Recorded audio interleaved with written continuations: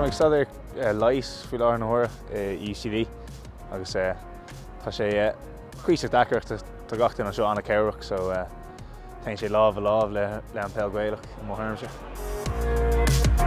McCaffrey roar má dianta ge siúd agus bert chu aige an a roar go deoga McCaffrey took a bheith chóil. Ní airhíonn sé mór an I mo harmse féin nuair tá tú iad a captaen ach tá an broadú las an onóir sin agus an buíochsach ag an céine tá gaci le duine ar an foireann ina captaen de sois ag an ten gachtain amach agus is asam ar ionach í gaci I le beil an foireann.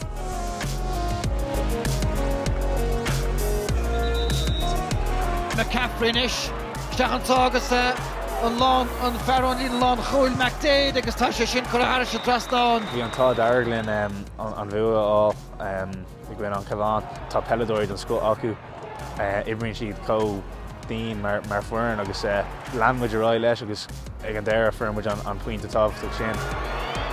Beachan íon a churchan cinn den giadúir a sé de ceiliúr a láistíir dus de coilí. Fuirlíonn sé gan áidir agus tú ag tréineáil tá tú ag dul ar luas lasrach agus bíonn tú gánaí géirí dul níos sciupaí so le linn gaci le seisiún atágann bí me obair ar an luas bugáín cumá le gachhfuil eile.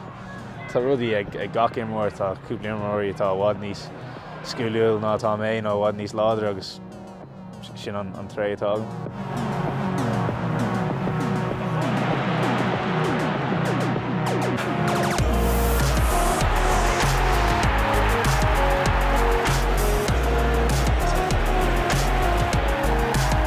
sé duchreide ag tús na bliana sois dul amach ar an pórt le léachana ar nós Stephen Cluxon agus na Brogans agus mar sin de ach tein tú a daithí ar an saoire agus tá ag tnú go mé an rud céine a dhéanamh im líon agus an blion dar gion. Just want to wish the under-21s the best of luck next week and hopefully we can get a support down there to see them all. Tá raibh mé I mo captaen den foireann a bhuaigh an craobh éireann ag sé just duchreide cínta is é bringlóid bhí agam nuair thosaigh mé immert peil Gaelach so le cúnamh dé be an churna a bhuacant.